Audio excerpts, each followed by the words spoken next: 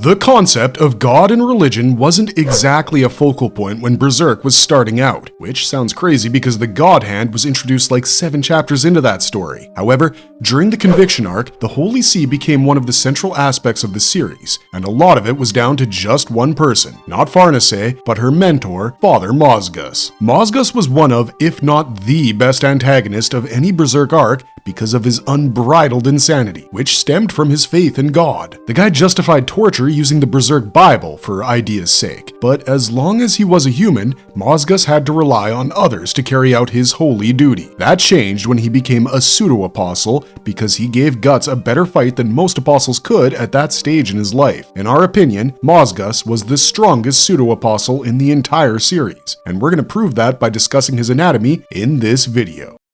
Who is Father Mozgus? Why did he become a pseudo-apostle? Before we get into why we called him the strongest pseudo-apostle in the series, let us explain a bit of his background so you guys can understand just how well suited he was to become one. Mozgus was introduced through his reputation in chapter 131, and immediately you can tell he's going to be off his rocker crazy. This chapter takes place shortly after Guts' escape from the Holy Iron Chain Knights, and that part of the story showed us just how intense their leader Pharnace could be. The woman was a raging fanatic and pyromaniac, in denial of everything that denied the truth of her religion. Her attendant, Serpico, should be commended for putting up with her, to be honest, because the rest of her men do it out of a sense of obligation. Of course, at this point, we didn't know that they were related or either of their backstories in full detail, but seeing Serpico's nonchalance in the face of real danger always made for great levity. But when he says that his current mission would be dispiriting, even if Pharnace wasn't involved, you know the guy he's talking about has to be pure evil. Turns out that's exactly the case, except he dresses in the garb of a priest. The Holy Iron Chain Knights had a new mission following their failure capturing the Black Swordsman. They were to now serve as bodyguards for the Holy See's top Inquisitor, a man who travels in the medieval equivalent of an armored truck because he's got so many ops on him at all times. His symbol is just as indicative of a penchant for violence as well, because Mozgus's armored carriage has 4 red wheels adorning each corner of its roof. These wheels are a symbol for one of the Holy See's most common forms of punishment, breaking at the wheel. If the fact that this dude was moving with such heavy security and that he was a holy man didn't tip you off as to why you should stay out of his eyesight, then his name surely should. Bloody Scripture Mozgus. In his years as an Inquisitor, he had employed every extreme method of punishment imaginable. Impaling, burning at the stake, waterboarding, none of it was off limits, and breaking people at the wheel was his favorite form of punishment. Officially, he had sentenced 500 people to death, but hundreds more had died during interrogation, making his body count look like a war casualty column. His judgments were arbitrary at best, and yet he had affected so many lives that it was impossible for him to not get blowback. Hence the armored carriage. Then, to drive this point home even further, Mura had a bunch of bereaved citizens attack Mozgus's carriage. The mad priest makes short he had brutal work out of these people, or at least his torturers do. He only passes the sentence and caves a man's skull in with his hardcover Bible for making the mistake of saying God would punish Mozgus for his unjust acts. The people attacking his carriage came from a village Mozgus burned because they couldn't give the Holy See their requisitioned amount of food and grain. Plague, famine, and war had greatly affected their harvest, and everyone was aware of the dire conditions the world was in. But Mozgus burned their village for not keeping their promise to God. He also became irate at the idea that someone other than him could claim to be God's justice, because that's just how fanaticism works. He swiftly sentences the remaining attackers to death by the wheel and makes his way to St. Albion to do more of the same. The reason Mozgus was dispatched to the city was because a particularly bold group of heretics had been active in the region. Things wouldn't likely have warranted an appearance from Mozgus had these heretics not been killing and flaying the bodies of priests. But since things had gotten that out of hand, the Holy See needed to send in the best man suited to the job, and who better than the bloody Inquisitor himself. Mozgus had recruited his torturers personally, going around Holy See territory and collecting shunned outcasts and programming them into becoming his faithful children. He would perform prostration 1,000 times a day with such force that his face was smooth as stone, and he had lost much of his lower body mobility. 10 years of slamming your knees into solid rock would do the same to you, and Mozgus can barely walk properly, let alone run. Still, he continued to justify his torturous ways by saying that one knew not what succeeded in helping another, and that he himself was an enforcer of God's strict laws. Those laws apparently included torturing a woman who begged the priest to save her dying child because she was part of a mob that attacked a carriage full of offerings for the sea. His disposition made him the ideal candidate for becoming a pseudo-apostle because Mozgus was more like the people he despised than even he knew. But what made him such an ideal candidate wasn't his personality, it was circumstance, or rather causality. Mozgus's campaign against the heretics was a resounding success. Through a series of investigations and brutal interrogations, the Holy Iron Chain Knights were able to round up most of the heretics that were active within St. Albion. Not only that, they also captured the apparent figurehead of their destitute religion, Casca. Thanks to her brand of sacrifice, Casca had become an unintentional player in the incarnation ceremony, and because of what it attracted, the heretics thought she was a witch. They told Mozgus and his men as much, and once the Bloody Inquisitor saw her brand, he knew he needed more information. He had his torturers put Casca inside of an Iron Maiden, but this act also led to the beginning of the blood flow of the dead. Massive blobs of sentient blood flooded the Tower of Conviction, devouring every living being they came into contact with, which forced Mozgus to flee alongside his men. They made their base at the chapel in the Tower of Conviction, which wasn't a great idea because it isolated them at the top of a massive structure with nowhere to escape to. Naturally, the blood flow found its way into the chapel shortly after, but the Bloody Inquisitor screamed defiance at it. He praised the name of the Lord and challenged the blood flow to come at him. But before he could finish that sentence, he was stung in the neck by the egg of the perfect world, who wanted to turn him and his men into pseudo-apostles. The reason behind it wasn't just to create more chaos like it was with the Great Goat, although that was a great added bonus, no doubt. No, the egg had a more specific task in mind for Mozgus, which involved Casca as well. That is the reason behind him transforming all 7 of these guys, but giving only one of them the real power needed to carry out a divine purpose. How can Father Mozgus spit flames? Is this a biblical reference? When the blind sheep gather at the blood-splattered holy ground and erect a pillar of flame, the desired one will come. This line forms the basis for the entire conviction arc. It is interpreted in many ways by the many people that become privy to it. Guts, for instance, takes it as a warning that he needs to go save Casca, whereas most people who believed in God were flocking to St. Albion in search of salvation through the Falcon of Light. The latter were completely unaware that it was their subconscious desire for salvation that was guiding their feet, which is why they're called the blind sheep, but that's not important or relevant to the video. What is the fact that the egg of the perfect world chose Mozgus to be the one that facilitates the erection of the aforementioned pillar of flame. The incarnation ceremony was set up in the Revelations chapters, which ran from 126 to 28. But that last one was completely different from the first two, because in it, we witnessed an alternate, quite possible real version of the Falcon of Light prophecy. The dream version had that blinding avian cutting through the sky of despair and evil with its wings to bring forth a morning filled with peace and salvation. But in chapter 128, we saw that in order to get there, Casca would be burnt at the stake. And this version was shown to the only person who could conceivably rescue her from that fate, Guts. Mozgus likely fell in the former category of people, and so he couldn't have possibly known that he was being set up as the one to light Casca's pyre on fire. The egg of the perfect world has a unique method of creating pseudo-apostles. While most apostles keep their pseudos under their thumbs and entrench them with their own ideologies, go check out our videos on Zondark and Rosine's Elves for more on that, the egg of the perfect world takes a more subtle approach. He doesn't exert direct control over his pseudo-apostles. Rather, he implants the purpose he wants them to fulfill as part of his schemes within their psyche. That way, once they're done transforming, that purpose feels like their own. The egg uses the context that his target is familiar with to mold their way of thinking, so that by the time they emerge as demons, they double down on said context with a brand new objective that even they might be unaware of. With the Great Goat, the egg's goal was to create as much chaos as possible within the Cave of Heretics, so that the negative astral energy of St. Albion could hit critical mass as soon as possible. To that end,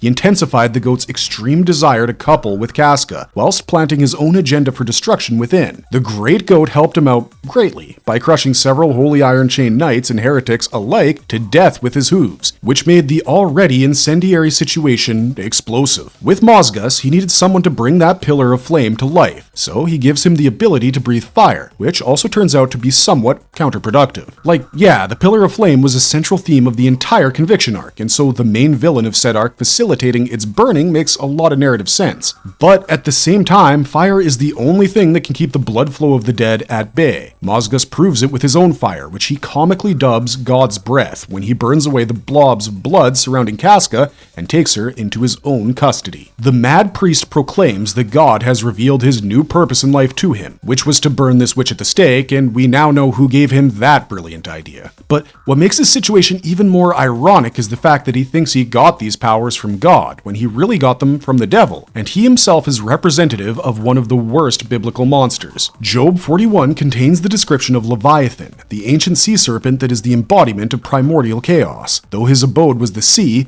Leviathan's primary ability was to breathe fire, which is described in some detail in that verse from the book of Job we just mentioned. Leviathan's mouth is said to send forth torches and sparks of fire whenever it opens. His nostrils are always smoking, and he can kindle coals with his breath, which, if you ask us, so can Mozgus. There are other traits of this biblical beast of the end that the Mad Priest embodies, but we'll address those in a different section of this video. For now, let's get back to the fire breathing, and what a major irony it is that Father Mozgus thinks that this power was a divine blessing. There have been many interpretations of Leviathan over the years, but none of them have described him as being an ally of God. He has always been an enemy of the Lord, destined to die on Judgment Day alongside the rest of the world. He's been equated with demons and even Satan in certain circles, so the fact that Mozgus is entirely unaware of his status as a pseudo-apostle really puts his powers and actions in a brand new perspective. His fires burn high and strong, to be sure. In chapter 163, he's able to stave off the incoming blood flow of the dead long enough for his followers to set up that stake we've been talking about for the past few minutes. Mozgus reduces half a dozen gigantic blobs of blood to mere vapors with his God's Breath, and if he were to perfect his control over this ability, there is no telling how unstoppable he could be. But spitting flames is only the beginning of Mozgus's monstrous powers. Why is Mozgus's apostle form angelic? Can he fly? Like we told you guys in the last segment, the egg of the perfect world only likes to control his pseudo-apostles to the extent that he implants within them his own agenda and gives them the power needed to achieve it. The rest is all on the pseudo's imagination, which is why, although he is technically a demon, Mozgus looks more like an angel. Within his own mind, the Bloody Inquisitor thinks of himself as a loving servant of God. To him, service to God takes the form of inquisition, and more often than not, his method of worship is torture. By interrogating suspected heretics to the point that death becomes a more welcome prospect than escape, Mozgus thinks he's enforcing God's strict laws, and in doing so, he thinks he is fulfilling the role of an angel. Berserk adapts real-world history and religions with a seamlessness that is rarely seen in a piece of fiction. While Miura's esoteric world follows many structures and tenets laid down by Judaism, organized religion takes the form of Catholicism in his series. The Holy See is the official name of the papacy in our world, so it makes sense that Mozgus, who is the equivalent of a Catholic priest, would have a Catholic interpretation of angels in his mind's eye when thinking of them, and not their Hebrew equivalents. In Christianity, angels aren't mere messengers and guides, they're protectors and warriors of God, and, in more than one sense, Mozgus was at war with heresy. He calls heresy the lowest form of sin, and has dedicated much of his life to stamping it out. To that end, he's gathered an army fit for his purpose in his torturers, and the more he fights heresy, the more Mozgus thinks of himself as a protector and warrior for God's cause and virtues. So, when the egg of the perfect world injects him with the power to turn his desires into reality, Mozgus chooses the form of an angel, as do his disciples. All 7 of them gain beautiful white wings, which have an impressive wingspan, with Mozgus's being the longest, of course. These wings contrast with the demonic features of his disciples, proving the duality of their existence, but Mozgus looks pretty much like his old self plus the wings. All 7 of them can fly using their wings, of course, and it makes them a much tougher fight than any other pseudo-apostles Guts has ever faced. In fact, in chapter 157, he confuses them for apostles at first because of how strongly his brand was reacting to their presence. Clearly, the egg of the perfect world infused a lot of abyssal energy into these creations, and they ended up giving the Black Swordsman his toughest fight since the eclipse. We've seen Guts fight winged pseudo-apostles before, but those guys weren't nearly as experienced in warfare or using unconventional weaponry as Mozgus's disciples were. In the end, Guts could only kill 4 of them out of the total 6, partially because the other two accompanied Mozgus as he flew away from the battlefield, and partially because when they'd reunite, he wouldn't have the time to deal with them. Killing the first four itself took a lot out of him, and that isn't even speaking of his encounter with Mozgus. The Mad Priest didn't want to fight the Black Swordsman at first, even though he wanted to. He was reminded of his purpose with respect to Casca by his minions, which brought him back to his senses. He flew off to the base of the Tower of Conviction so he could gather enough people to burn the witch. Mozgus used his angelic form to convince the panicking population of St. Albion into doing as they were told. And flight plus fire equals total domination in the territory that Mozgus was hovering over. He kept the blood flow of the dead at bay with his god breath as his followers erected the pillar of flame upon which Casca was prophesied to die. He would have succeeded in his endeavor as well had Guts been operating alone, because he became preoccupied with a pseudo-advent of the God Hand at the same time. It was Guts' protege in making, Isidro, who saved the love of his life, and when the Black Swordsman made his decision to protect Casca rather than contending with the God Hand, he switched targets to Mozgus. The Mad Priest was slow as a human because he basically self-destructed his knees, but becoming a pseudo-apostle enhances all aspects of one's physiology, including mobility. Plus, Mozgus wasn't too shabby at flying at high speeds because he caught up with Isidro almost immediately after he bungee jumped Casca to safety. He had to avoid a diving pass by ducking all the way down, and before Mozgus could make a second one, Guts leapt off the top of the Tower of Conviction, ran down its side like Batman, and stabbed Mozgus square in the chest with Dragon Slayer. Such a move would prove fatal to an apostle as well, much less a pseudo. Guts used the entire momentum of his fall to catch Mozgus mid-air and then crash land on top of him at the battlements of the Tower of Conviction. The sheer size and weight of Dragon Slayer would be enough to skewer anything from that height, and disturbingly so at that. But does that happen to Mozgus? Well, how physically durable is Mozgus' release state? Can it stop Dragon Slayer? Even before he became a pseudo-apostle, Mozgus had an insane pain tolerance level. The guy performed 1,000 prostrations a day, twice a day, and went all out in doing so. He had shattered his knees so many times in the process that he could no longer run, and after a while, even the pain was numbed out. He had crazy strength for a dude who couldn't do cardio because he caved a man's skull in with one thump from a Bible. But that could be attributed to his frame. When he turned into an apostle, his physical body took on the appearance of a body sculpted from stone. Mozgus always had a stony face, but now his fingers and the edges of his face look like they were literally chiseled, losing their previous human softness. Now, we don't get enough screen time from him to test this theory of ours because he doesn't exactly fight anyone in his base pseudo-apostle form. The only time he takes a hit is when Guts tried to bury Dragon Slayer in his chest, like we mentioned in the last section, but that is repelled by Mozgus' full release state. Well, that in the Bible he carries in his robes because, as it turns out, most of Dragon Slayer's impact was absorbed by it, rendering Guts' death blow ineffective. The Black Swordsman reacts to Mozgus' transformation at the last moment possible, and this is where the Leviathan analogy picks up again. Mozgus is not unique in having a release state that goes beyond his regular base form. Most pseudo-apostles can do that. Rosine's elves have their Murder Hornet form, her guardians start their fights as humans, Zondark gradually devolves into looking more and more like Slug Count based on the amount of damage he takes, and so on and so forth. You get our point. Mozgus' base form has him looking like a stone sculpture of himself, complete with wings and a built-in flamethrower. His release state turns him into a bestial monster of God. In Job 41, Leviathan is described as having flakes of flesh joined upon him, which cannot be moved, and his heart is made of stone. This description of Leviathan's impenetrable scales and rock-hard insides is eerily similar to Mozgus' constitution in his released form, because the Mad Priest is pretty much a walking Leviathan in that regard. Mozgus' god armor is made of extremely durable feathers that look like leaves. These feathers cover his entire body and are interlocked in such a way that they leave no openings for an enemy to exploit. Guts tries whacking him with Dragon Slayer multiple times, but he doesn't even leave a dent on the armor. He cleverly redirects a point-blank range God Breath attack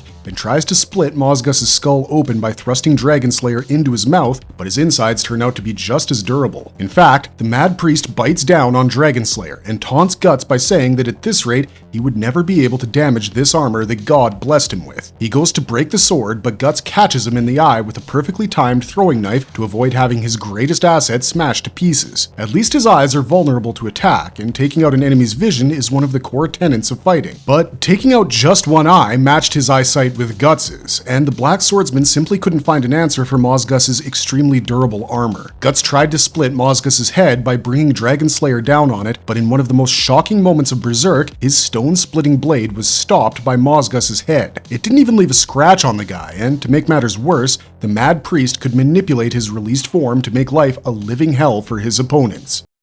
How Mozgus used his wings as fists. His Thousand Fist cannon technique explained. In his base form, Mozgus's wings look like wings. Massive angelic wings that sprout from the shoulder line of his priest's robe for some reason, but wings nonetheless. When he assumes his release state, they turn into gigantic fists that Mozgus can use in conjunction with the rest of his body to batter his opponents to death. These fists are truly massive, being at least as big as Mozgus's torso. With one punch, he could have killed Guts had he not had Dragon Slayer as his shield, but the Mad Priest had an answer for even that circumvention of his judicial fists. His God Thousand Fist cannon technique. If you take a close look at Mozgus's wings in his released form, you'll see that while they don't have openings, they certainly have gaps within them. These gaps exist so Mozgus can manipulate their shape into whatever form he requires, like 2 boulder fists or 1,000 small tendrils that he can rain down on his enemies from all sides. Just how he creates fists by manipulating his physiology, Mozgus can loosen up his feathers and turn them into 1,000 appendages made out of solid metal, which would give anyone foolish enough to step to him an up-close and personal taste of hell. He keeps Guts on the back foot with this technique for a good while during their battle, because every time the Black Swordsman thinks of doing something, Mozgus switches gears and showers him with fire or fists. At one point, he even managed to crush Guts underneath his Hulk hands using a technique he called God Pressure, which was really just him smothering the Black Swordsman into the stone floor of the battlements. The only reason Guts managed to survive this onslaught was because he had enough life and death experiences against apostles to know how to defend his body instinctively. Every time Mozgus unleashed the God Thousand Fist cannon or some other comically named yet equally deadly technique, it was all Guts could do to cover himself with his sword and arm cannon. He quickly realized that if this fight dragged on, he would die, which is why he needed to look for a solution as soon as possible. Luckily, his battle temperance trumped Mozgus's overpowered form, but this neatly brings us into our final segment.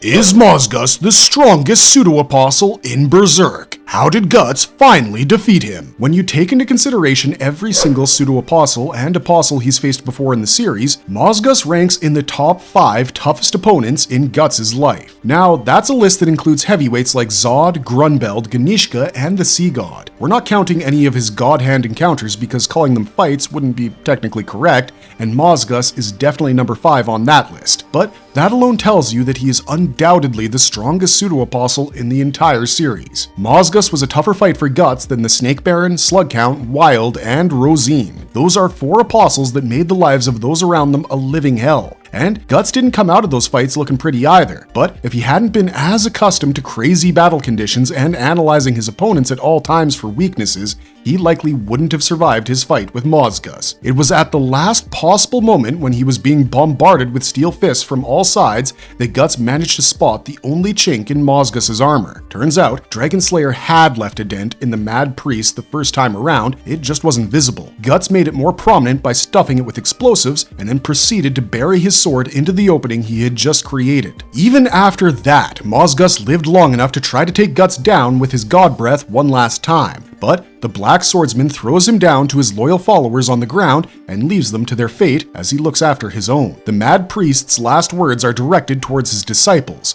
as he rejoices the fact that he would be joining them in heaven soon. But little does he know that once he got injected by the egg of the perfect world, his soul became promised to the abyss. And let's be honest, it was probably headed there anyways. We imagine it's going to be a rude awakening in hell for all 7, but at least they'll be together. That's got to be some sort of consolation.